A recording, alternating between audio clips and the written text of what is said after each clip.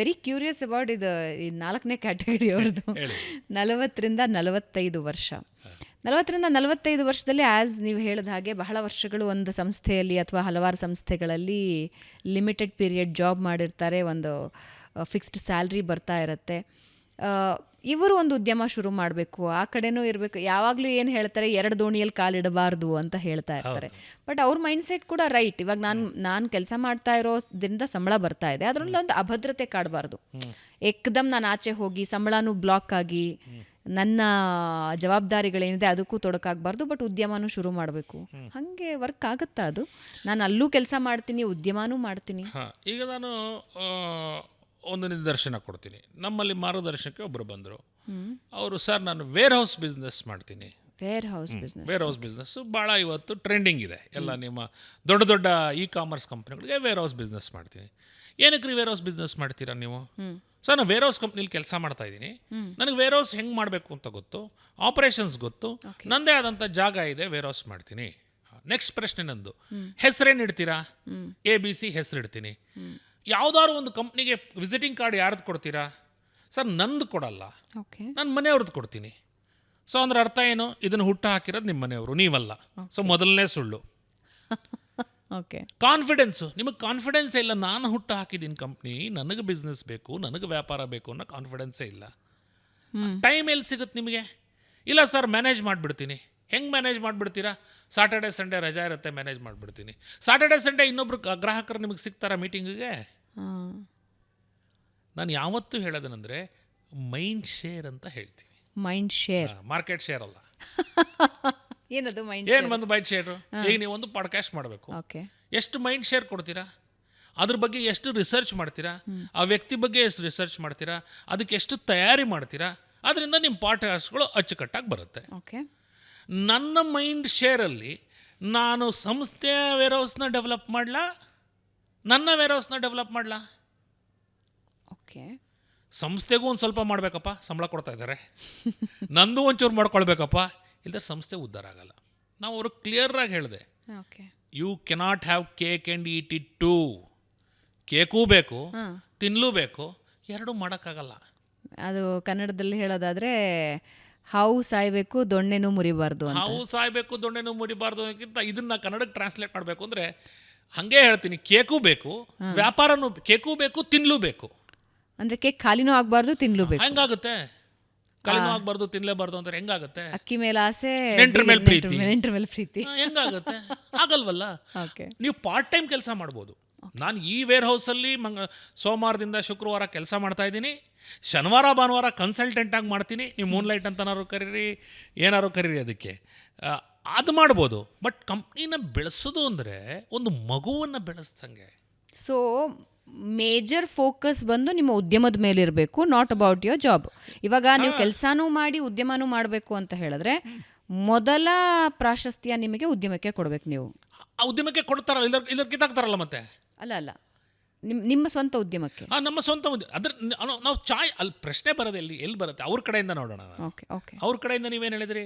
ಭದ್ರತೆ ಇಲ್ಲ, ಭಯ, ಏನಾಗ್ಬಿಟ್ರೆ, ಕಿತ್ತಾಕ್ಬಿಟ್ರೆ, ಮಾಡಿಬಿಟ್ರೆ ಅಂತಂದರೆ ಫಸ್ಟ್ ಬೇಕಾಗಿರೋದು ಒಬ್ಬ ಉದ್ಯಮಿಗೆ ಧೈರ್ಯ. ಎರಡನೇದು ರಿಸ್ಕ್ ಟೇಕಿಂಗ್ ಎಬಿಲಿಟಿ. ರಿಸ್ಕನ್ನು ಕ್ಯಾಲ್ಕುಲೇಟೆಡ್ ರಿಸ್ಕ್ ತೊಗೊಳ್ಬೇಕು. ನಾನು 2 ವರ್ಷ ಬಿಡ್ತೀನಿ, ಟ್ರೈ ಮಾಡ್ತೀನಿ, ಆದ್ರೆ ಸಂತೋಷ ಆಗದೆ ಹೋದ್ರೆ ಇನ್ನೂ ಸಂತೋಷ, ಮತ್ತು ಕೆಲ್ಸಕ್ಕೆ ಬರ್ತೀನಿ. ನಾನು ಎಲ್ಲರಿಗೂ ಹೇಳೋದು, ಕನ್ಫ್ಯೂಸ್ ಸ್ಟೇಟಲ್ಲಿರೋಗೆ ಬಾಸ್ ಜೊತೆ ಜಗಳ ಮಾಡ್ಕೊಂಡು ಕೆಲಸ ಬಿಡಬೇಡಿ. ಹೋಗಿ ಹೇಳಿ ನಿಮ್ಮ ಬಾಸ್ಗೆ, ಸರ್ ನಾನು ಸ್ವಂತ ಮಾಡಬೇಕು ಅಂತಿದ್ದೀನಿ, ಸಂಸ್ಥೆಯಲ್ಲೇ ಅವಕಾಶ ಕೊಟ್ಟರೆ ನಾನು ಮಾಡ್ತೀನಿ. ಸಂಸ್ಥೆಗಳು ಒಂದೇನು ಅರ್ಥ ಮಾಡ್ಕೋಬೇಕು ಅಂದರೆ, ಅನೇಕ ಸಂಸ್ಥೆಗಳು ಸಂಸ್ಥೆಯಲ್ಲಿ ಚೆನ್ನಾಗಿ ಕೆಲಸ ಮಾಡುತ್ತಿರುವಂತಹ ವ್ಯಕ್ತಿಗಳಿಗೆ ಅಲ್ಲೇ ಒಂದು ಉದ್ಯಮಿ ಆಗುವಂಥ ಅವಕಾಶ ಕೊಡ್ತಾರೆ. ಬಟ್ ಅಲ್ಲೂ ಅಭದ್ರತೆ ಇದ್ದೇ ಇರುತ್ತೆ. ಅಭದ್ರತೆ ಇದ್ರೂ ಅಭದ್ರತೆ ಕಡಿಮೆ ಆಗುತ್ತೆ. ಯಾಕೆ ಕಡಿಮೆ ಆಗುತ್ತೆ ಅಂದರೆ, ನಿನಗೊಂದು ಬಿಸ್ನೆಸ್ ಡಿವಿಷನ್ನ ಕೊಟ್ಟು ನೀನು ಆ ಬಿಸ್ನೆಸ್ ಡಿವಿಷನ್ನ ಹೆಡ್ ಮಾಡೋ, ನಿನಗೆ ಅದು ಬೇಕಾದಂಥ ರಿಸೋರ್ಸಸ್ನ ಕೊಡ್ತೀವಿ, ನಿನಗೊಂದು 3 ವರ್ಷ ಟೈಮ್ ಕೊಡ್ತೀವಿ ಎಸ್ಟಾಬ್ಲಿಷ್ ಮಾಡೋಕ್ಕೆ ಅಂತ ಕೊಟ್ಟಾಗ ಅವರ ಹಣದಲ್ಲಿ ನಿನ್ನ ಎಂಟರ್ಪ್ರಿನರ್ಶಿಪ್ ಜರ್ನಿ ಶುರು ಆಯ್ತಾ? ಬಟ್ ಎಲ್ಲರೂ ಹಾಗೆ ಯೋಚನೆ ಮಾಡಬೇಕು. ಎಲ್ಲರೂ ಮಾಡಲ್ಲ. ಬಟ್ ಆದರೆ ಈ ಮೈಂಡ್ ಸೆಟ್ ಯಾರಿಗಿರುತ್ತೆ ಅವ್ರಿಗೆ ನಾನು ಫಸ್ಟ್ ಹೇಳೋದೇನೆಂದರೆ, ಫಸ್ಟಲ್ಲಿ ಟ್ರೈ ಮಾಡಿ, ಫಸ್ಟ್ ಕೇಳಿ. ಎರಡನೇದಲ್ಲಿ ಆಗಲಿಲ್ಲ ಅಂದರೆ ಆದಷ್ಟು ಜನ ಹೇಳಿಬಿಟ್ಟು ಬರೋದು ಒಳ್ಳೆಯದು. ಆಗಲಿಲ್ಲ ಅಂದರೆ ಏನೂ ಮಾಡೋಕ್ಕಾಗಲ್ಲ, ಬಾಸ್ ಸರಿ ಇಲ್ಲ, ಕಿರಿಕ್ ಅಂದರೆ ಯಾರೇನೂ ಮಾಡೋಕ್ಕಾಗಲ್ಲ, ರೆಸಿಗ್ನೇಷನ್ ಕೊಡ್ತೀವಿ, ಬಿಟ್ಟು ಬರ್ತೀವಿ, ಸ್ವಂತ ಶುರು ಮಾಡ್ತೀವಿ. ಆದರೆ ಸ್ವಂತ ಶುರು ಮಾಡಬೇಕು ಅಂದರೆ ನೀವೇ ನೋಡಿ ಸಕ್ಸಸ್ ಜರ್ನೀಸ್ ಆಫ್ ಎಲ್ಲ ಎಂಟರ್ಪ್ರಿನರ್ಸ್ನ ನೀವು ಮೀಡಿಯಾನಲ್ಲೇ ನೋಡಿ, ಪ್ರತಿಯೊಂದರಲ್ಲೂ ನೋಡಿ. ಅನೇಕ ಜನ ಮೀಡಿಯಾನಲ್ಲಿ ಕೆಲಸ ಮಾಡಿರೋರು ಬಿಟ್ಟು ಹೊಸ ಮೀಡಿಯಾನ ಹುಟ್ಟು ಹಾಕಿದ್ದಾರೆ. ಹುಟ್ಟು ಹಾಕಿದಾಗ ಅವ್ರದೇ ಮೀಡಿಯಾನ ನಾನೇ ಈ ಮೀಡಿಯಾ ಮಾಡಿದ್ದೀನಿ ಅಂತ ಹೇಳಿದ್ದಾರೆ ವಿನಃ ಬೇರೆಯವ್ರ ಹೆಸರಲ್ಲಿ ಯಾರೂ ಮೀಡಿಯಾ ಮಾಡಿಲ್ಲ. ಓಕೆ, ಟೈಮೇ ಇರಲ್ವಲ್ಲ ನಮ್ಗೆ ಆ ಥಿಂಕಿಂಗ್ ಮಾಡೋ ಒಂದು ಮಗು ಇದ್ದಂಗೆ. ಮಗುನ ನಾವು ಬೆಳೆಸಬೇಕು ಅಂತಂದರೆ 25 ವರ್ಷದ ಕಮಿಟ್ಮೆಂಟ್ ಬೇಕು. 25 ವರ್ಷ ಒಂದು ಮಗುನ ಬೆಳೆಸೋದಕ್ಕೆ. ನಾವು ಭಾರತದ ದೃಷ್ಟಿನಲ್ಲಿ ಹೇಳ್ತಾ ಇರೋದು, ನಾನು ಬೇರೆ ದೃಷ್ಟಿಯಲ್ಲಿ ಹೇಳ್ತಾ ಇಲ್ಲ. ಮಗು ಬೆಳಿಬೇಕು, ಡಿಗ್ರಿ ಮಾಡಬೇಕು, ಅಲ್ಲಿ ತನಕ ನಾವು ಮಗು ನೋಡ್ಕೊಳ್ಬೇಕು. ಓಕೆ, ಒಂದು ಉದ್ಯಮ ನಿಲ್ಲಬೇಕು ಉದ್ಯಮ ನಿಲ್ಬೇಕು 5 ವರ್ಷ ಮಿನಿಮಮ್ ಬೇಕು. 5 ವರ್ಷ ಮಿನಿಮಮ್ ನಾನು ಹೇಳ್ತಾ ಇರೋದು. ಮಿನಿಮಮ್ 5 ವರ್ಷ ನಮಗೆ ಸಮಾಧಾನ ಇರಬೇಕು, ಪೇಷನ್ಸ್ ಇರಬೇಕು, ಅದರಲ್ಲಿರುವಂತಹ ಮಜಲುಗಳನ್ನು ತಿಳ್ಕೊಂಡು ಹೋರಾಟ ಮಾಡೋ ಅಂಥ ಶಕ್ತಿ ಇರಬೇಕು, ಮಾರ್ಗದರ್ಶಕರನ್ನ ಇಟ್ಕೋಬೇಕು. ಏನಕ್ಕೆ ನಾನು ಯಾವಾಗಲೂ ಹೇಳ್ತೀನಿ ಅಂದರೆ, ಇವತ್ತಿನ ದಿನ ಅನೇಕ ಮಾರ್ಗದರ್ಶಕರಿದ್ದಾರೆ.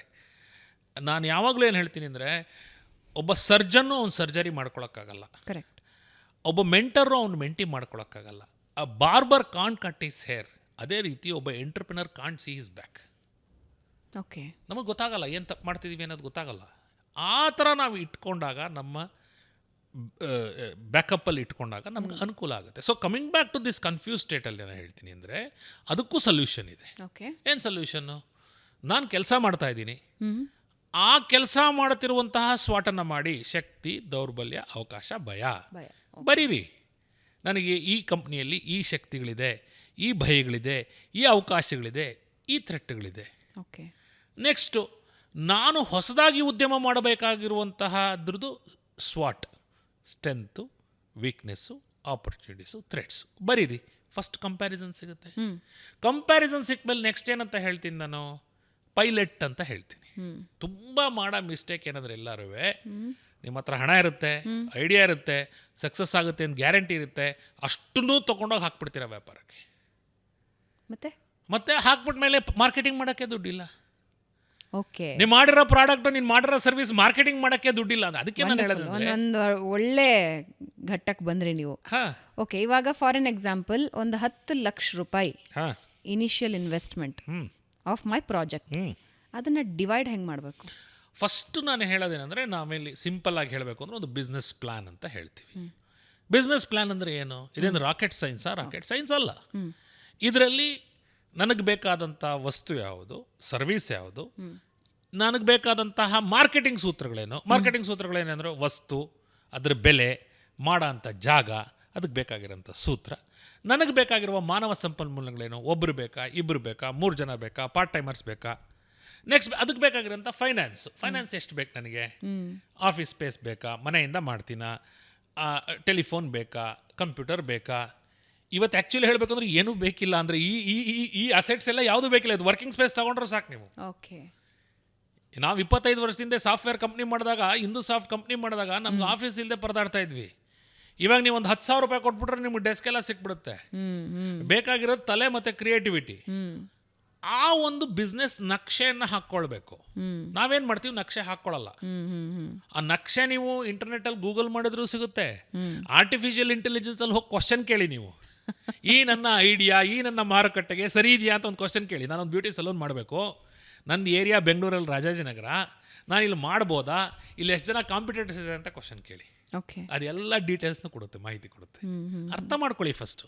ಅದಾದಮೇಲೆ 10 ಲಕ್ಷ ನಿಮ್ಮ ಹತ್ರ ದುಡ್ಡಿದೆ, 10 ಲಕ್ಷನೂ ಒಟ್ಟಿಗೆ ಬರ್ನ್ ಮಾಡಬೇಕಾ? ಮಾಡಬಾರ್ದು. ನಾನು 10 ಲಕ್ಷನ ಫಸ್ಟ್ 1 ಲಕ್ಷ ಖರ್ಚು ಮಾಡ್ತೀನಿ. 1 ಲಕ್ಷ 3 ತಿಂಗಳು ಮಾಡ್ತೀನಿ. 3 ತಿಂಗಳು ಮಾಡೋದನ್ನು ನಾನು ಏನಂತ ಕರಿತೀನಿ? ಪೈಲಟ್ ಅಂತ ಕರಿತೀನಿ. Pilot project, small project. Pilot ಮಾಡೋದ್ರಿಂದ ಅನುಕೂಲ ಏನಾಯಿತು? ಪೈಲಟ್ ಮಾಡೋದ್ರಿಂದ 2 ಅನುಕೂಲ ಆಯಿತು. ಹೌದಪ್ಪ, ಈ ವಸ್ತುವಿಗೆ, ಈ ಸರ್ವಿಸ್ಗೆ ಮಾರುಕಟ್ಟೆ ಇದೆ ಅಂತ ಗೊತ್ತಾಯ್ತು, ಅಥವಾ ಮಾರುಕಟ್ಟೆ ಇಲ್ಲ ಅಂತ ಗೊತ್ತಾಯ್ತು, ಅಥವಾ ನಾನು ತಪ್ಪು ಮಾಡ್ತಿದ್ದೀನಿ ಅಂತ ಗೊತ್ತಾಯ್ತು.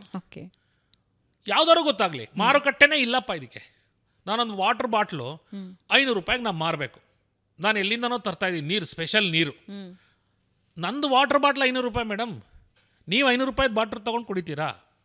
ಮಾರುಕಟ್ಟೆ ಇದೆಯಾ? ಇಲ್ಲ, ಅದು ಐಡಿಯಾ ಹೋಯ್ತು. ಇಲ್ಲ, ಮಾರುಕಟ್ಟೆ ಇದೆ, ಅದಕ್ಕೆ ಬೇಕಾಗಿರೋಂಥ ವ್ಯಕ್ತಿಗಳ ಕನೆಕ್ಷನ್ಸ್ ನನಗಿದೆ, ಸ್ಪೋರ್ಟ್ಸ್ ಮನ್ಗಳ ಕನೆಕ್ಷನ್ ಇದೆ, ಹೆಲ್ತ್ ರಿಲೇಟೆಡ್ ಅವ್ರ ಕನೆಕ್ಷನ್ ಇದೆ, ಅವ್ರಿಗೆ ಇದ್ರ ಬಗ್ಗೆ ಜ್ಞಾನ ಇದೆ, ಅವ್ರು 500 ರೂಪಾಯಿ ವಾಟರ್ ಬಾಟ್ಲ್ ತೊಗೊಂಡು ಕುಡಿತಾರೆ, ನಾನು ಸಕ್ಸಸ್ ಮಾಡ್ತೀನಿ. ಕಾಂಟ್ಯಾಕ್ಟು, ಕನೆಕ್ಷನ್ ನಂದಿದೆ, ನನ್ನ ಮಾರ್ಕೆಟಿಗೆ ಬೆಲೆ ಇದೆ. ಆಯಿತು. ನೆಕ್ಸ್ಟು ಇನ್ನೊಂದು ಫೀಡ್ಬ್ಯಾಕ್ ಇಂದೇನು, ಹೌದು ನಾನು ಮಾಡ್ತಿದ್ದೀನಿ, ಸ್ವಲ್ಪ ಕರೆಕ್ಷನ್ ಮಾಡ್ಕೊಂಡ್ಬಿಟ್ರೆ, ಚೇಂಜಸ್ ಮಾಡಿಬಿಟ್ರೆ ಸಕ್ಸಸ್ ಮಾಡ್ಬೋದು. ಪೈಲಟ್ ಫಸ್ಟ್ ಫೇಸಿಂದ ಅನುಭವ ಬಂತು, ಬಿಸ್ನೆಸ್ಗೆ ವಾಪಸ್ ಹಾಕಿ. ಬಿಸ್ನೆಸ್ಸೇ ಚೆನ್ನಾಗಿಲ್ಲ, ಡ್ರಾಪ್ ಮಾಡಿ, 9 ಲಕ್ಷ ದುಡ್ಡು ಉಳಿಲಿಲ್ವಾ? ಹಂಗೆ ಡ್ರಾಪ್ ಮಾಡ್ಬೋದಾ? ಡ್ರಾಪ್ ಮಾಡಲೇಬೇಕು.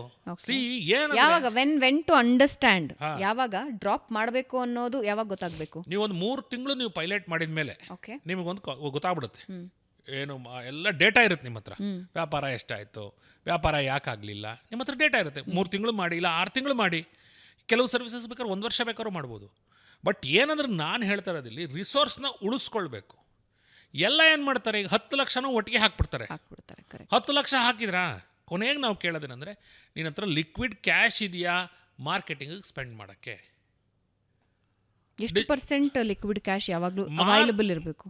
ಇಷ್ಟೇ ಪರ್ಸೆಂಟ್ ಲಿಕ್ವಿಡ್ ಕ್ಯಾಶ್ ಅವೈಲಬಲ್ ಇರಬೇಕು ಅಂತ ಹೇಳೋಕ್ಕಿಂತ ಮುಖ್ಯವಾಗಿ, ಇವತ್ತಿನ ಯುಗದಲ್ಲಿ ನಾವು ಮಾರ್ಕೆಟಿಂಗಿಗೆ ಅಂತಂದ್ಬಿಟ್ಟು ಸಣ್ಣ ಉದ್ಯಮಿಗಳಾದರೂ ಸಹ ಒಂದು 10% ಇಟ್ಕೊಳ್ಳದೆ ಹೋದರೆ, 10% ಮಿನಿಮಮ್ ಮಾರ್ಕೆಟಿಂಗಿಗೆ. ಸೊ ಇವಾಗ 1 ಲಕ್ಷದ ಉದ್ಯಮದ 10 ಲಕ್ಷದಲ್ಲಿ 1 ಲಕ್ಷ ರೂಪಾಯಿ ಮಾರ್ಕೆಟಿಂಗಿಗೆ ಇಟ್ಕೊಳ್ಳದೆ ಹೋದ್ರೆ 10 ಲಕ್ಷ. ಓಕೆ, 10 ಲಕ್ಷ ಅಂದ್ರೆ 10,000 ರೂಪಾಯಿ ಮಾರ್ಕೆಟಿಂಗಿಗೆ ಇಟ್ಕೋ. 1 ಲಕ್ಷ ಅಂದ್ರೆ 10,000 ರೂಪಾಯಿ. 1 ಲಕ್ಷ ಅಂದ್ರೆ 10,000 ರೂಪಾಯಿ ಇಟ್ಕೊಳ್ಳದೆ ಹೋದ್ರೆ, ಇವತ್ತಿನ ಕಾಂಪಿಟೇಟಿವ್ ಯುಗದಲ್ಲಿ ನಮ್ಮದು ಪ್ರಾಡಕ್ಟ್ ಚೆನ್ನಾಗಿದೆ, ಕಸ್ಟಮರ್ಸ್ಗೆ ಗ್ರಾಹಕರಿಗೆ ಗೊತ್ತಾಗ್ತಾ ಇಲ್ಲ ಅಂತಂದರೆ ಹೇಗೆ ಗ್ರಾಹಕ ನಮ್ಮ ಬಳಿ ಬರ್ತಾನೆ?